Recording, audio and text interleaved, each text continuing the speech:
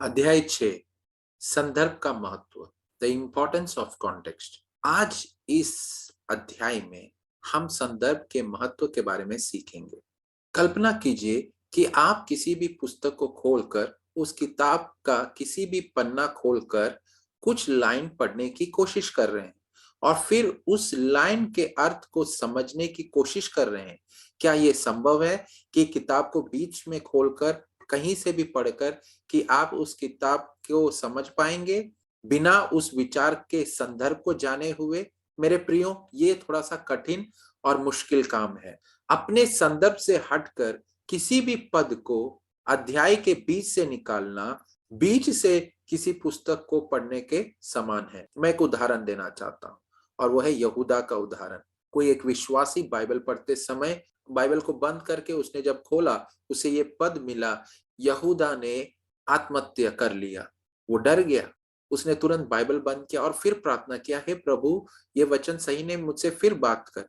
फिर उसने बाइबल खोला और पढ़ा, वहां पर ऐसा लिखा था कि तू भी जाकर ऐसा ही कर। वो डर गया, उसने फिर बाइबल बंद किया और फिर उसने बाइबल खोला और तीसरी जगह पर ऐसा लिखा था कि जो तुझे करना है जल्दी कर। कई बार मेरे प्रियो, हम भी बाइबल इसी प्रकार पढ़ते हैं। कहीं भी कहीं से भी कोई भी अध्याय निकालते हैं, उस पद को पढ़ते हैं और बिना उसके संदर्भ को जाने हम उस बाइबल के अर्थ को, संदेश को समझने की कोशिश करते हैं। लेकिन ऐसा पढ़ना और बाइबल का ऐसा अध्ययन करना बिल्कुल सही नहीं है और एक गलत तरीके को दर्शाता है। इसीलिए मेरे प्रियो, संदर्भ एक बहुत ही महत्वपूर्ण पहलू है जो हमें ध्यान में रखना है जब हम बाइबल का अध्ययन करते हैं। किसी शब्द का संदर्भ वह वाक्य में है जिसमें वह प्रकट होता है। एक वाक्य का संदर्भ वह पैराग्राफ में है जिसमें वह दिखाई देता है। अनुच्छेद का संदर्भ वह विषय है जिसमें वह दिखाई देता है। किसी विषय का संदर्भ वह खंड होता है जिसमें वह दिखाई देता है। एक खंड का संदर्भ वह विभाजन है जिसमें वह दिखाई देता है। एक विभाजन का संदर्भ वह पुस्तक है जिसमें वह प्रकट होता है और एक किताब का संदर्भ यह है कि पूरे लेखक ने बाइबल में लिखा है। आप देख सकते हैं कि संदर्भ कितना महत्वपूर्ण है जब हम बाइबल का अध्ययन करते हैं। संदर्भ की परिभाषा को अभी हम देखेंगे। इंग्लिश का जो शब्द है संदर्भ के लिए, कॉन्टेक्स्ट, यह शब्द लैटिन के दो शब्द से निकलकर बना है। पहला शब्द है कॉन, जिसको हम कहते हैं, हिंदी में उसका अर्थ है साथ में, और टेक्सटस या टेक्सेर जो लैटिन में है, जिसका अर्थ है बुनाई करने के लिए या बनाने के लिए। और हम सब जानते हैं, इस वर्ड से हम वाकिफ हैं क्योंकि ठंडियों के समय में स्वेटर बुना जाता है। तो ये वही शब्द है जो यहाँ पर इस्तेमाल किया है, बुनाई करना। जब हम इन दोनों शब्दों को साथ में रखते हैं तो अर्थ यह होता है एक साथ रखकर बुनना या एक साथ बुनना। तो कॉन्टेक्स्ट का अर्थ क्या है मेरे प्रियो? शाब्दिक का संदेश ये है कि जब भी हम बाइबल के किसी भी पद या भाग या अध्याय को पढ़ते हैं तो हमें उसके संदर्भ के साथ पढ़ना चाहिए, उसके साथ बुनकर पढ़ना चाहिए। संदर्भ को अलग नहीं करना चाहिए, क्योंकि जब आप किसी पद या अध्याय को संदर्भ में पढ़ेंगे तभी उसके अर्थ और संदेश को आप समझ पाएंगे। इसका तात्पर्य साहित्य के एक केंद्रीय धागे से जुड़ा हुआ है जो सभी व्यक्तिगत विचारों को एक केंद्रीय विषय में बांधता है। हमें पद की सही व्याख्या करने के लिए संदर्भ पर विचार करना चाहिए। अब हम देखेंगे 4 प्रकार के संदर्भ। क्या आपने कभी पत्थर फेंका है एक तालाब में और देखा झुर्रियां बाहर निकलते हुए? कैसे जब आप पत्थर फेंकते हैं पानी के अंदर से झुर्रियों का एक लहर बनते हुए, पहला घेरा दूसरे से, दूसरे का तीसरे से, और इस तरह से आगे से घेरा बनते चले जाते हैं। आज के पाठ में हम इसी प्रकार संदर्भ के 4 प्रकार देखेंगे। पहला, तत्काल संदर्भ, जिसको हम अंग्रेजी में कहते हैं इमीडिएट कॉन्टेक्स्ट।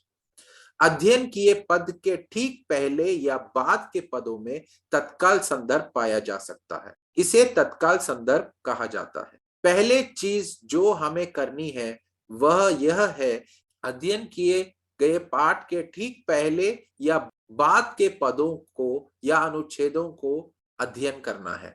इससे आपको पद के तात्कालिक अर्थ और उसके सही अर्थ को समझने में मदद मिलेगी। मैं कुछ उदाहरण आपको देना चाहता हूं। मान लीजिए आप मत्ती 6 का 33 का अध्ययन कर रहे हैं, जहां पर इस प्रकार लिखा है, इसीलिए पहले तुम उस राज्य और धर्म की खोज करो ताकि तुम्हें ये सब वस्तुएं भी मिल जाएंगी।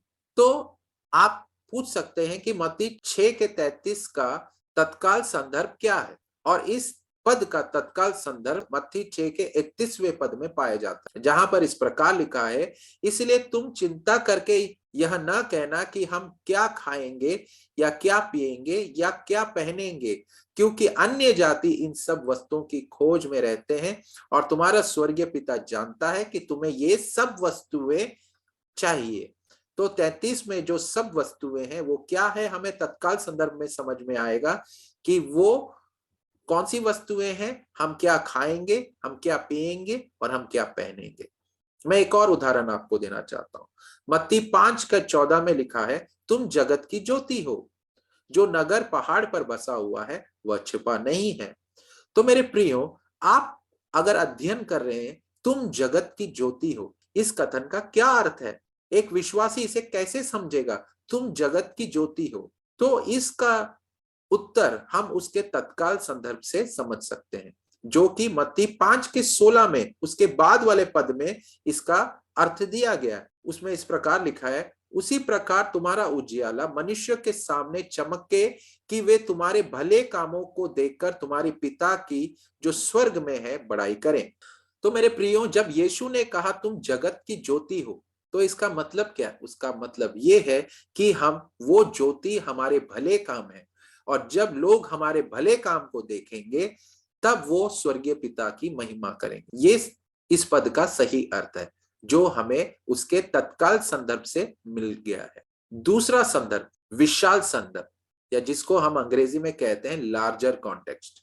विचार के आसपास के प्रवाह को समझने के लिए अगली चीज जो हमें करनी है वह है, हमें पद के पहले और या बाद के एक अध्याय या कई अध्यायों का अध्ययन करना चाहिए। यह कई अध्यायों को शामिल करने के लिए अध्याय डिवीजन से भी हमें आगे बढ़ना है। दूसरे शब्दों में, अगर आपको विशाल संदर्भ चाहिए तो हमें उस पद के पहले या बाद वाले पदों को सिर्फ पढ़ने से विशाल संदर्भ नहीं प्राप्त होगा। आपको कुछ पैराग्राफ पहले या बाद में या कुछ अध्याय पहले या बाद में आपको जाने की आवश्यकता है। मैं एक उदाहरण आपको देना चाहता हूं। मान लीजिए आप इस पद का अध्ययन कर रहे हैं, यूहन्ना 11 उसका 16वां पद। तब थोमा ने, जो दिदुमुस कहलाता है, अपने साथ के चेलों से कहा, आओ हम भी उसके साथ मरने को चलें। सवाल उठता है, थोमा ने ऐसा क्यों कहा कि आओ हम उसके साथ मरने को चलें? क्या यीशु मसीह हमें मरने के लिए बुलाता है? तो इस पहेली को हम कैसे सुलझा सकते हैं? सबसे पहले हम उसके तत्काल संदर्भ को देखते हैं, जो उसी अध्याय के 7वें और 8वें पद में दिया गया है। फिर इसके बाद उसने चेलों से कहा कि आओ हम फिर यहूदिया को चले। चेलों ने उससे कहा, हे रबी, अभी तो यहूदी तुझे पथरवाह करना चाहते थे, और क्या तू फिर से वहीं जाना चाहता है? तो हम इस पद से जान सकते हैं कि क्यों थोमा ने ऐसा कहा, क्योंकि यहूदिया के लोग उसका पथरवाह करना चाहते थे, और अब यीशु मसीह कह रहे हैं कि आओ हम फिर से यहूदिया चले जाएं। इसीलिए थोमा ने कहा कि आओ हम भी उसके साथ मरने चले। हम ये सवाल कर सकते हैं कि ऐसा कब हुआ, कब यहूदियों ने उसके ऊपर पथरवाह करने की कोशिश की? अगर हमें ये समझना है तो तत्काल संदर्भ से काम नहीं चलेगा, हमें विशाल संदर्भ देखना पड़ेगा, जो कि यूहन्ना 8 उसके 59वें पद में दिया गया है। वहां पर इस प्रकार लिखा है, तब उन्होंने उसे मारने के लिए पत्थर उठाए, परंतु यीशु छिपकर मंदिर से निकल गया। देखिए, यूहन्ना 8 अध्याय में यहूदियों ने यीशु पर पथरवाह करने की कोशिश की, और उसके बाद यीशु वहां से छुपकर निकल गया। और अध्याय 11 में जब यीशु मसीह को पता चलता है कि उसका प्रिय मित्र लाजर बीमार है, वो चेलों से कहता है कि आओ हम वापस यहूदिया चले। तब थोमा क्रोधित हुआ, नाराज हुआ, क्योंकि उसे मालूम था कि वहां जाना खतरे से खाली नहीं है। इसलिए थोमा ने कहा कि आओ हम उसके साथ मरने चले। मैं एक और उदाहरण आपको देना चाहता हूं। यूहन्ना 14:14 वहां पर इस प्रकार लिखा है, यदि तुम मुझसे मेरे नाम से कुछ भी मांगोगे तो मैं उसे करूंगा। कई बार विश्वासी और पास्टरगण इस पद को गलत समझते हैं कि हम उसके नाम से कुछ भी मांगे तो वो हमें प्राप्त होगा। तो क्या मेरे प्रियो, मैं परमेश्वर से हवाई जहाज मांगूंगा तो क्या परमेश्वर मुझे हवाई जहाज दे देगा? क्या मैं अगर परमेश्वर से 5 करोड़ रुपए मांगू तो क्या परमेश्वर मुझे 5 करोड़ रुपए दे देगा? ऐसा कहना उस पद के द्वारा गलत होगा। तो मेरे प्रियो, इस पद का अर्थ क्या है जहां पर यीशु मसीह ने कहा तुम मेरे नाम से कुछ भी मांगो मैं उसे तुम्हारे लिए करूंगा? इसका उत्तर उसी भाग में दिया गया है।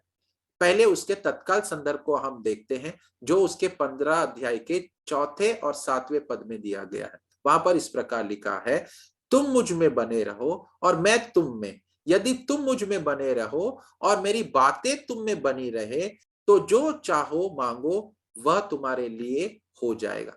मतलब परमेश्वर से कुछ भी पाने के लिए हमें परमेश्वर में बने रहना है और परमेश्वर हमारे अंदर बने रहना जरूरी है। ध्यान देने वाली बात यह है, जो परमेश्वर में बना रहता है और जिसके अंदर परमेश्वर बना रहता है वो परमेश्वर से ऐसे कोई भी चीज नहीं मांगेगा जो उसकी इच्छा के विपरीत में है। हम वही मांगेंगे जो परमेश्वर की इच्छा में है। तो उस बात का धैर्य, उस बात का हियाव होने के कारण कि जो मुझे जानता है वो सही चीजों को मांग, उस बात का हियाव होने के कारण यीशु मसीह 14 के 14 में कहते हैं कि तुम मुझसे कुछ भी मांगो वो मैं तुम्हारे लिए करूंगा, क्योंकि यीशु मसीह इस बात को जानते हैं जो उसमें बने रहते हैं वो कोई भी ऊटपटांग चीज या परमेश्वर की इच्छा के विरुद्ध की चीजें नहीं मांगेंगे। तो आपने देखा मेरे प्रियो कि विशाल संदर्भ भी समझना कितना जरूरी है। तीसरा स्तर है उसी लेखक के अन्य पुस्तकों का संदर्भ, जिसको हम अंग्रेजी में कहते हैं सेम बुक कॉन्टेक्स्ट। संदर्भ का तीसरा चक्र उसी लेखक की अन्य पुस्तकों में ढूंढना है। उदाहरण के लिए लूका ने 2 पुस्तकें लिखी, लूका का सुसमाचार और प्रेरितों के काम। अगर आपको प्रेरितों के काम में कुछ समझना है तो आप लूका के अन्य पुस्तकों में भी देख सकते हैं कि उसने उसी विषय के बारे में दूसरे पुस्तक में क्या लिखा है। हो सकता है उससे आपको वर्तमान बातों को समझने में मदद मिलेगी। और एक उदाहरण, प्रेरित यूहन्ना ने भी सुसमाचार लिखा और उसने 3 पत्रियां भी लिखी। तो मैं इन सारे यूहन्ना के लेखनी को एक साथ जोड़कर देख सकता हूं कि यूहन्ना कैसे अपने पत्रियों में और सुसमाचार में एक ही विषय के बारे में अलग अलग दृष्टिकोण रखता है।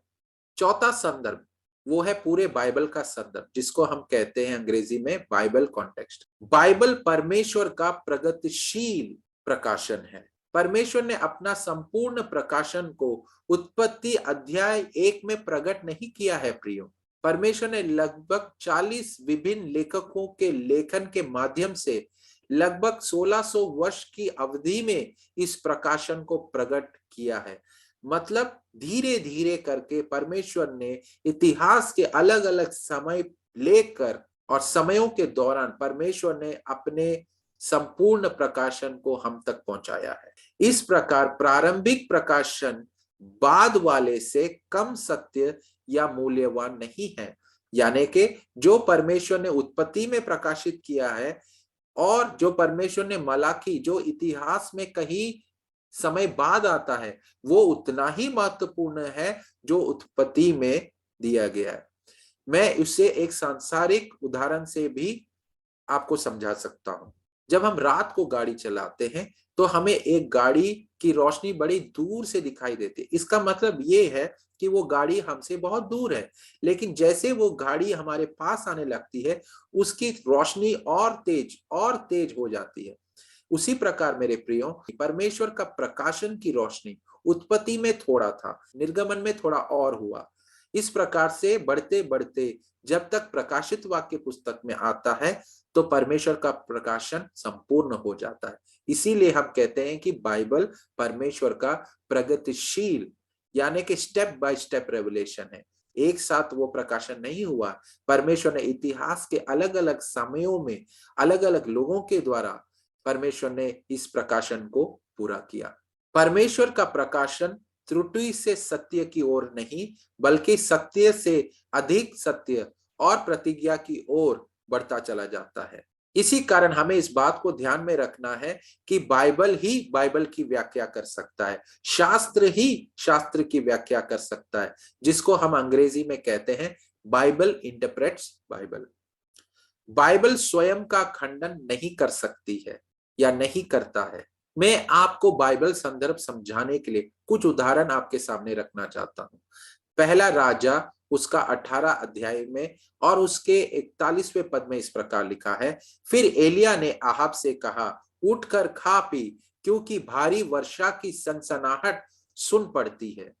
तब आहाब खाने पीने चला गया और एलिया करमेल की चोटी पर चढ़ गया और भूमि पर गिरकर अपने मुंह को घुटनों के बीच में किया। तो मेरे प्रियो, यहाँ पर हम पढ़ते हैं कि एलिया ने आहाब से कहा कि भारी वर्षा होने वाली है और उसने पहाड़ पर जाकर घुटना टेका। जब हम याकूब 5 अध्याय उसके 17 और 18वें पद को पढ़ते हैं, हमें वहां पर इस अध्याय का बाइबल संदर्भ प्राप्त होगा। वहां पर इस प्रकार लिखा है 17वें पद में, एलिया भी तो हमारे समान दुख सुख भोगी मनुष्य था और उसने गिड़गिड़ाकर प्रार्थना की कि मैं न बरसे, और 3.5 वर्ष तक भूमि पर मैं न बरसा। फिर उसने प्रार्थना की तो आकाश से वर्षा हुई और भूमि फलवंत हुई। मेरे प्रियो, आप देख सकते हैं याकूब 5 उसका 17 और 18वां पद, पहला राजा 18 उसका 41 और 42 पद के लिए एक बाइबल संदर्भ है, क्योंकि एलिया ने बारिश को कैसे रोका और फिर कैसे दोबारा लेकर आया, इस बात को राजाओं के पुस्तक में नहीं दिया गया है, स्पष्ट रूप से नहीं बताया गया है। लेकिन इसी सत्य को बाइबल के किसी और भाग में ताजुबवश नए नियम में इस सत्य को बताया गया है कि एलिया बहुत प्रार्थना करने वाला एक व्यक्ति था और इसी प्रार्थना के कारण एलिया ने बारिश को रोका और फिर दोबारा बारिश को लेकर आया। मैं एक और उदाहरण आपके सामने रखना चाहता हूं। उत्पत्ति के पुस्तक में हम पढ़ते हैं ईसौ के बारे में, याकूब के भाई ईसौ के बारे में, और वहां पर इस प्रकार लिखा गया है कि ईसौ ने अपना जन्म का अधिकार को बेच दिया। उसके बाद वहां पर कहानी में और कुछ भी वर्णन नहीं किया गया, लेकिन इब्रानियों 12 उसका 16 और 17 पद में हमें उसका बाइबल संदर्भ प्राप्त होता है। वहां पर ऐसा लिखा है, ऐसा ना हो कि कोई भी जन व्यभिचारी एसाव की नाई अधर्मी हो, जिसने एक बार के भोजन के बदले अपने पहलौठे होने का पद बेच डाला। तुम जानते तो हो कि बाद को जब उसने आशीष पानी चाही तो अयोग्य गिना गया और आंसू बहा बहा कर खोजने पर भी मन फिराव का अवसर उसे ना मिला। तो मेरे प्रियो, आप देख सकते हैं कि ईसौ की कहानी की रोशनी हमें इब्रानियों के पुस्तक में मिलती है, जहां पर बताया गया है कि जो ईसौ ने किया, पहलौठे के अधिकार को बेचने का काम, वो ही परमेश्वर के सामने बिल्कुल घृणित और गलत था। लेकिन इस बात का विवरण हमें उत्पत्ति में नहीं मिलता, लेकिन इब्रानियों की पुस्तक में मिलता है। इसे कहते हैं बाइबल संदर्भ, यानी कि बाइबल का दूसरा एक भाग बाइबल के दूसरे एक भाग पर प्रकाश डालता है। मैं आपको एक और उदाहरण देना चाहता हूं। उत्पत्ति उसका 32, 24 और 25 पद में लिखा गया है, और याकूब आप अकेले रह गया, तब कोई पुरुष आकर पौ फटने तक उससे मलयुद्ध करता रहा। वहां पर लिखा है वह मलयुद्ध करता रहा, लेकिन ये एक शारीरिक मलयुद्ध नहीं है। ये कैसे पता? उत्पत्ति के किताब से ये व्यक्त नहीं होता है। इसे समझना है तो होशिया के पुस्तक उसका 12 और 3 से लेकर 5 पद में हम उसका बाइबल संदर्भ देख सकते हैं। वहां पर इस प्रकार लिखा है, अपने माता की कोख ही में उसने अपने भाई को अड़ंगा मारा और बड़ा होकर वह परमेश्वर के साथ लड़ा। चौथा पद, वह दूध से लड़ा और जीत भी गया। वह रोया और उसने गिड़गिड़ा कर विनती की। बेतेल में वह उसको मिला और वहीं उसने हमसे बातें की। तो आप समझ सकते हैं कि ये एक शारीरिक मलयुद्ध नहीं है, ये प्रार्थना में मलयुद्ध है। होशिया इस प्रकार बताता है कि वह रोया और वह गिड़गिड़ाया, यानी कि याकूब ने प्रार्थना के मलयुद्ध के द्वारा परमेश्वर के उस दूत से उसने आशीष को प्राप्त किया। पांचवा संदर्भ वो है ऐतिहासिक संदर्भ। आइए कुछ उदाहरण को देखेंगे। रोमियो की पत्री पौलुस ने इटली में रोम के ईसाइयों को लिखा था, केवल विश्वास के द्वारा उद्धार के सिद्धांत पर। इसीलिए इसे रोमन संस्कृति के पृष्ठभूमि में लिखा गया था। और एक उदाहरण, पौलुस ने कुरिन्थियों की पत्री कुरिन्थ की कलीसिया को उस कलीसिया की समस्याओं से निपटने के लिए लिखा था, और इसीलिए कुरिन्थियों की पत्री एक यूनानी संदर्भ से लिखा गया। मेरे प्रियो, हम बाइबल के ऐतिहासिक पृष्ठभूमि को या संदर्भ को कैसे जान सकते हैं?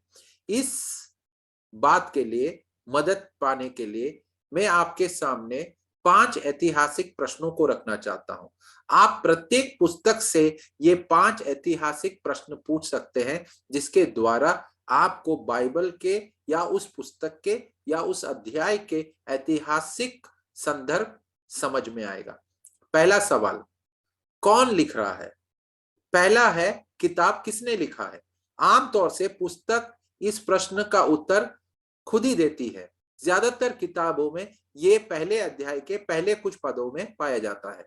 उदाहरण के लिए रोमियो, यजेकेल या प्रकाशित वाक्य में हमें स्पष्ट रूप से पता चलता है कि यह किताबें किसने लिखी है। हालांकि बाइबल की अधिकांश पुस्तकें हमें यह नहीं बताती कि लेखक कौन था। कभी-कभी प्रारंभिक कलीसिया का इतिहास हमें बता सकता है। प्रारंभिक कलीसिया या यहूदी अगुओं ने महसूस किया कि कुछ पुस्तकों के लेखक को याद रखना महत्वपूर्ण है। उदाहरण के लिए पुराने नियम की पहली 5 पुस्तकें, जिसे पेंटेटुक कहा जाता है, यहूदी परंपरा के अनुसार ये 5 पुस्तकों को मूसा ने लिखी है या मूसा द्वारा लिखी गई है। दूसरा सवाल, कब? दूसरा प्रश्न है कब? यह पुस्तक कब लिखी गई थी? हम वास्तव में हर तरह की चीजें पूछ रहे हैं। उस समय के लोग कैसे थे? उनके रीति रिवाज और विश्वास क्या थे? उन पर शासन कौन कर रहा था? उनके दुश्मन कौन थे? उनकी समस्याएं क्या थी? वे अमीर थे या गरीब? वे आजाद थे या कैदी? उस समय से पहले क्या हुआ? बाद में उनका क्या होगा? यह कहानी बाइबल के इतिहास में कहाँ फिट या सटीक बैठती है? इन प्रकार के सवालों को हमें कब के अंदर पूछना है। तीसरा है कहां। तीसरा प्रश्न है कहां। इस प्रश्न के अंतर्गत 2 भाग है। पहला, यह कहां लिखा गया था। दूसरा, इस पुस्तक में लिखी हुई घटनाएं कहां हुई। यह जानने से क्या फर्क पड़ता है कि एक लेखक जब किताब लिख रहा था तब वह कहां था? अधिकांश समय यह जानना महत्वपूर्ण नहीं हो सकता है, लेकिन कुछ मामलों में ऐसा जानना बहुत ही महत्वपूर्ण होता है। उदाहरण के लिए दूसरा तीमुथियुस में युवा पास्टर तीमुथियुस को पौलुस ने वचन दिया, जो कि हम उसके पहले अध्याय में 11 से 14 पद में पढ़ सकते हैं। जब पौलुस यह पत्र लिख रहा था तब वह कहां था? मेरे प्रियो, हमें समझ में आएगा इसके ऐतिहासिक पृष्ठभूमि से कि उस समय पौलुस रोम के कारागृह में था, दूसरे कारावास में। अर्थात जो बातें पौलुस दूसरे तीमुथियुस की पत्री में कहता है, ये सारी बातें पौलुस ने एक जेल में होकर लिखा है। इस बात ने पौलुस के शब्दों को या पौलुस के द्वारा लिखी गई बातों को एक विशेष महत्व दिया। इस प्रकार आप दूसरे तीमुथियुस में उनके शब्दों को बेहतर ढंग से समझ सकते हैं। चौथा सवाल, किसको लिखा था? चौथा प्रश्न है कि ये पुस्तक किसको लिखा गया था। पांचवा और अंतिम सवाल, ये पुस्तक क्यों लिखा गया था या पुस्तक का उद्देश्य क्या है। जब हम 5वें ऐतिहासिक प्रश्न पर विचार करेंगे और देखेंगे कि यह पुस्तक के उद्देश्य को परिभाषित करने में कैसे मदद करता है या क्यों लिखा गया था, तो किसी पुस्तक के उद्देश्य को पता लगाने का प्रयास करना क्यों महत्वपूर्ण है। क्या फर्क पड़ता है? हम सिर्फ अध्याय या पद को क्यों नहीं देख सकते? लेखक ने वह सब चुना जो उसे ध्यान से कहना था। इसीलिए हमें यह याद रखने की जरूरत है कि उनका प्रत्येक ग्रंथ उनके समग्र उद्देश्य को समझाने में मदद करता है। यदि हम पुस्तक के उद्देश्य को जानते हैं तो इससे हमें यह समझने में मदद मिलेगी कि उस पुस्तक का उद्देश्य का क्या अर्थ है। पुस्तक के उद्देश्य के बारे में जानने के 3 तरीके हैं। सबसे पहला तरीका, स्वयं पुस्तक से आप उसके उद्देश्य को जान सकते हैं। बस किताब के चारों ओर देखो, लेखक यह छिपाने की कोशिश नहीं करते हैं कि उन्होंने क्यों लिखा। उदाहरण के लिए अगर आप यूहन्ना 20 उसका 30 और 31वां पद देखेंगे तो आपको समझ में आएगा यूहन्ना के सुसमाचार का उद्देश्य क्या है।